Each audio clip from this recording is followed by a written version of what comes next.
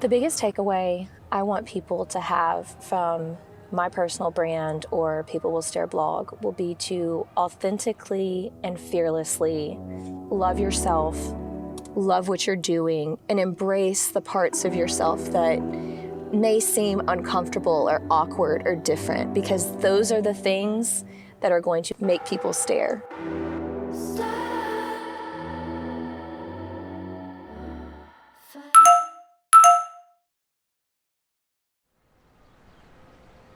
I am from Shreveport, Louisiana, but I actually grew up with part of my childhood being here in Dallas. I always wanted to work in fashion or some type of creative industry, and fortunately, I started doing influencing right out of college. It was kind of just something fun to do, share outfits and things like that, and I had no idea that it would take me to where I am now. I got my first client because I shared an outfit that this particular boutique had, and I just tagged them. And by tagging them and consistently posting and having high engagement, that is what really set me apart from when I started. I tried to do something different than what everyone else was doing.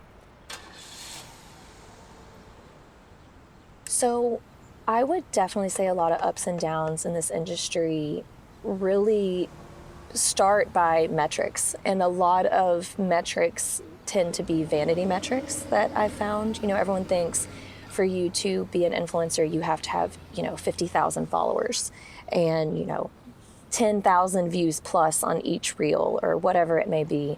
And brands really look for consistency and people that are having a high engagement, maybe not necessarily a high following. And I can tell you that starting out, that was a difficulty for me, because I saw so many people buying engagement, buying followers, kind of cheating the system, so to speak. And I chose to do it a different way, and it was a harder way and it took longer, but it was definitely a struggle at first, because some people don't even want to work with you if you don't have at least 10,000 followers.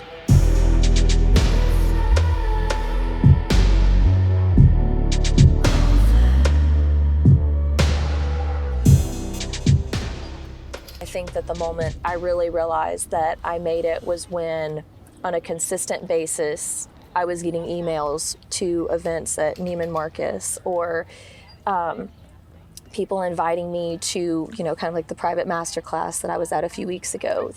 Things that for me were, I never thought I would be invited to. I never thought that I would get the opportunity to work with some of the people I've been able to work with.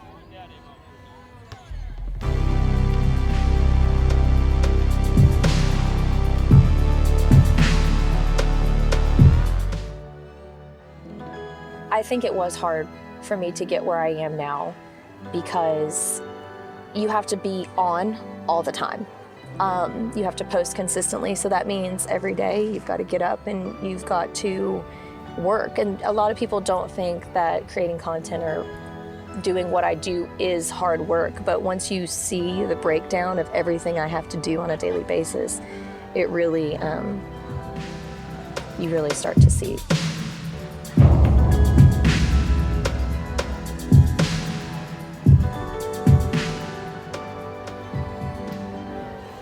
Once I started taking myself more seriously, I think that that's really when it started building with the blog and influencing. Is it really was one of those things where it's like, okay, yeah, people kind of laughed when I started at first, because like, oh, she wants to be an influencer. There's tons of them, right? But once I kept doing it, where I started to get more respect and people started to really appreciate what it was I was doing. And I had to understand that it's not about everyone else. It's about what I would like to curate for myself.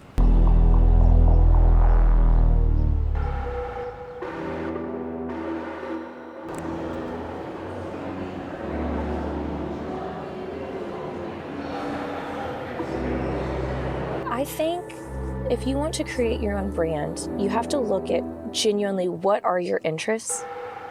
Do you like fashion? Do you like sports? Do you like food? Do you like travel? You know, there could be even, you know, you could like quilting. Okay, it could be whatever.